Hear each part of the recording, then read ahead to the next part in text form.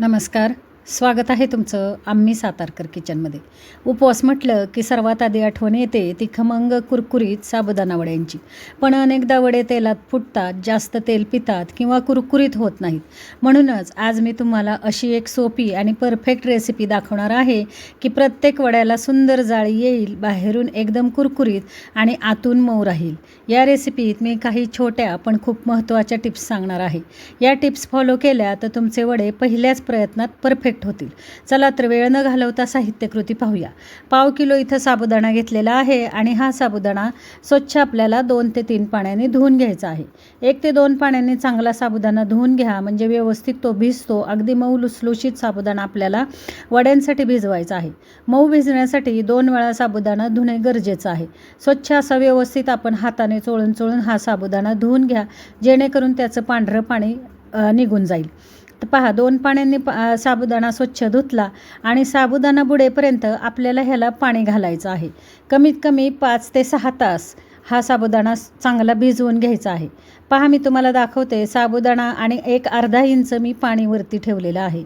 अर्धा इंच पाणी वरती ठेवा साबुदाण्याच्या, म्हणजे साबुदाणा चांगला मऊ लुसलुशीत भिजतो. पहा, इथं छान अशा टिप्स मी तुम्हाला सांगणार आहे की जेणेकरून तुमचा जो साबुदाणा वडा आहे हा तेलात फुटू नये किंवा तेल जास्ती पिऊ नये. आता 7 ते 8 तास, म्हणजे 5 ते 6 किंवा 7 ते 8 तास आपल्याला हा साबुदाणा चांगला भिजवून घ्यायचा आहे. तुम्हाला जर दुसऱ्या दिवशी सकाळी वडे करायचे असतील तर आज रात्री, म्हणजे आदल्या दिवशी रात्री तुम्ही हा साबुदाणा भिजत घाला, छान भिजतो. आणि पहा इथं किती छान आपला साबुदाणा भिजलेला आहे. अगदी मऊ लुसलुशीत असा हा साबुदाणा भिजला आहे. साबुदाणा मऊ लुसलुशीत भिजला तरच वडे आपले फार छान येतात. साबुदाणा भिजणं फार गरजेचं आहे. आता इथं आपल्याला वड्यांसाठी 2 मिडियम साईजचे बटाटे घेतलेले आहेत. मध्यम साईजचे बटाटे आणि चांगले उकडून घ्या. बटाटे कच्चे ठेवायचे नाही आहेत. जेवढे तुम्हाला मऊ एकदम उकडून घेता येतील तेवढे छान बटाटे उकडून घ्या. त्याचबरोबर इथं मी 125 ग्राम भाजलेल्या शेंगदाण्याचा कूट घेतलेला आहे. पहा इथं हा जो कप आहे माझा, हा 125 मिलीचा कप आहे, म्हणजे 100 ते 125 ग्राम इथं आपण शेंगदाण्याचा कूट घेतलेला आहे. 1/2 किलो साबुदाणा, 2 मध्यम साईजचे बटाटे आणि 125 ग्राम भाजलेल्या शेंगदाण्याचा कूट, याच्यावरती आज आपण हे साबुदाणा वडे बनवतो आहे.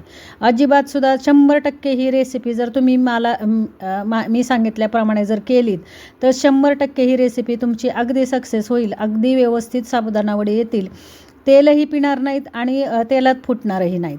आता हे जे बटाटे आहेत, हे बटाटे छान हाताने कुस्करून मी साबुदाण्यामध्ये घेतले आहेत. त्याचबरोबर हा जो शेंगदाण्याचा कूट आहे हाही घेतलेला आहे. लक्षात ठेवा, शेंगदाण्याचा कूट जाड ठेवू नका आणि जास्ती बारीकही करू नका. शेंगदाण्याचा कूट दरदरीत असा करून घ्यायचा आहे आपल्याला. जास्ती बारीक नाही, जास्ती जाड नाही. जास्त बारीक केलात तर चवीला चांगला लागणार नाही आणि जास्त जाड केलात तर नक्कीच वड्यातून तो शेंगदाणा बाहेर येतो. चवीनुसार मीठ घ्यायचं. 1 चमचा मी साखर घेतलेली आहे. साखर ऑप्शनल आहे, तुम्हाला चालत असेल तर घ्या, नाही घेतलात तरी वडे छान होतात. 1 चमचा मी छोटा चमचा पोहे खायचा, अर्धा चमचा जिरं घेतलेलं आहे. जिरं उपवासाला तुम्हाला चालत असेल तर घ्या. अर्धा चमचा जिरं, त्याचबरोबर 1 चमचा मिरची पावडर घेतलेली आहे. आता इथं मी मिरची पावडर घेतली, पण तुम्हाला जर हिरव्या मिरच्या बारीक चिरून घ्यायच्या असतील तरी घ्या, वड्यामध्ये छान लागतात. लहान मुलं खाणारे असतील तर हिरव्या मिरच्याचं प्रमाण तुमच्या अंदाजानुसार घाला. मुलांच्या तोंडात मिरची आली की मुलं मग वडा खात नाहीत, म्हणून थोडंसं लाल मिरची पावडर घ्या. मिरची पावडर उपवासाला चालते, फक्त मिरची पावडर, त्याच्यामध्ये दुसरं कोणताही मसाले वगैरे ॲड नसावेत. फक्त मिरची पावडर आपण जे जेवणाला वगैरे वापरतो ती मिरची पावडर आपण वड्याला घ्यायची आहे. आणि आता इथं दुसरी टिप्स मी सांगते तुम्हाला. टिप्स म्हणा किंवा ट्रिक म्हणा. हा जो आपण जे मिक्सचर केलेलं आहे वड्याचं, हे वड्याचं मिक्सचर चांगलं मळून घ्यायचं आहे आपल्याला. जशी आपण चपातीची कणिक मळतो त्या पद्धतीने हे वड्याचं मिक्सचर जर तुम्ही मळलंत व्यवस्थित तर तुमचे वडे अजिबात तेलामध्ये फुटणार नाहीत. मी सांगितल्याप्रमाणे जर तुम्ही वडे केले तर नक्की अगदी 100% मी खात्रीने सांगते, वडे अगदी व्यवस्थित तुमचे येतील.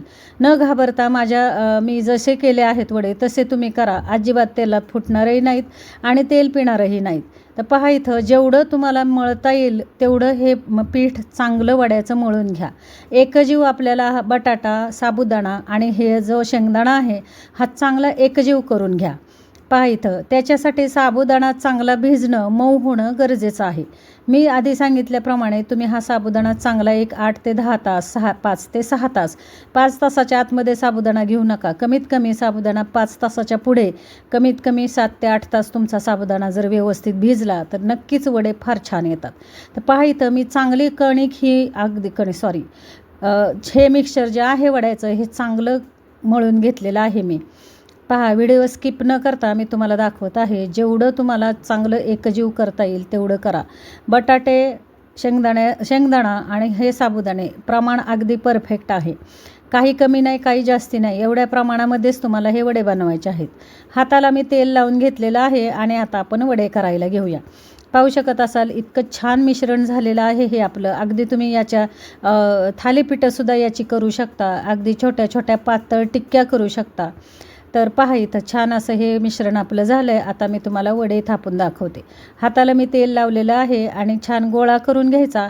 आपल्या हा साबुदाण्याच्या मिक्सरचा गोळा करून घ्यायचा आणि तळ हातावरती हे वडे थापून घ्यायचे आहेत. वडा कुठे चिरलेलाही तुम्हाला दिसणार नाही, कुठे फाटलेला दिसणार नाही. एकसारखा आपला वडा तयार झाला आहे. कमीत कमी खर्चात जास्तीत जास्त इथं आपल्याला वडे बनवायचे आहेत.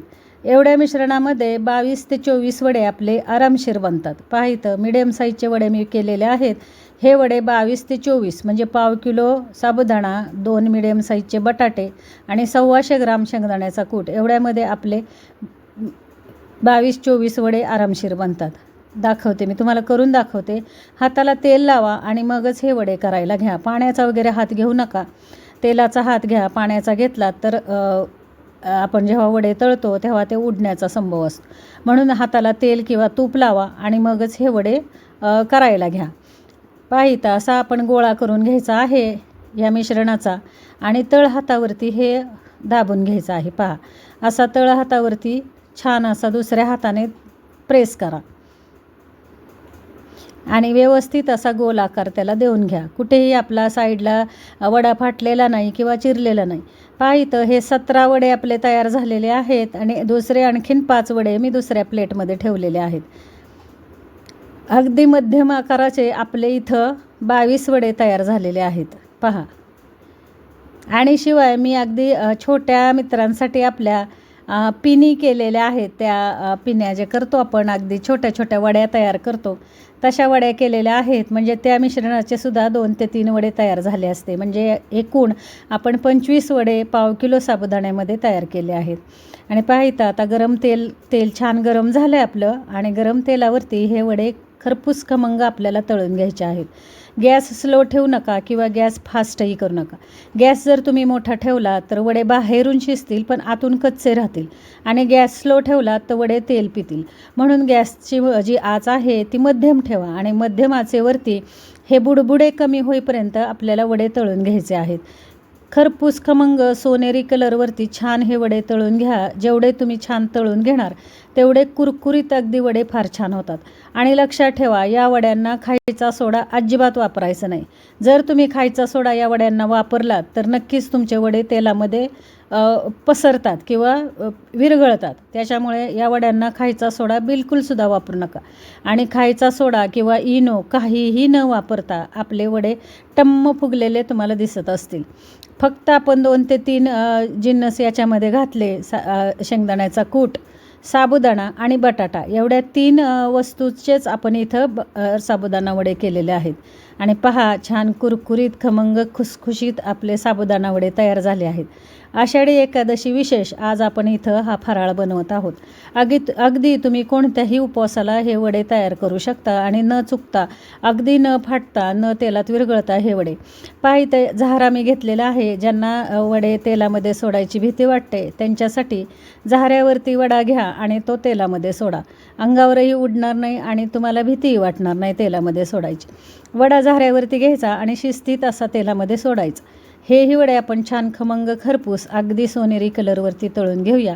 आणि आषाढी एकादशी अगदी 2 दिवसावरती आलेली आहे आणि छान असा हा साबुदाणा वड्यांचा फराळ तुम्ही खा, घरातल्यांना खाऊ घाला आणि घरातल्यांची वाहवा मिळवा. फार छान चवीचे हे वडे होतात. जास्तीचे एक्स्ट्राचे कुठलेही मसाले वगैरे न वापरता आपण हे वडे केलेले आहेत. आणि तुम्हाला जर हा व्हिडिओ आवडला असेल तर नक्की लाईक करा, शेअर करा, मित्रमैत्रिणींना शेअर करा. नवीन असाल चॅनलवरती तर चॅनल सबस्क्राईब करा. वड्याबरोबर खाण्यासाठी आपण दही चटणी करूया. 1 वाटी दही चांगलं फेटून घेतलं, त्याच्यामध्ये 3 चमचे शेंगदाण्याचा कूट घातला, चवीनुसार मीठ घालायचं आणि थोडंसं लाल मिरची पावडर घालायची. पहा इथं अगदी थोडीशी लाल मिरची पावडर आणि थोडीशी साखर घालायची आणि वड्यांबरोबर खाण्यासाठी उपवासाची आपली ही चटणी तयार आहे.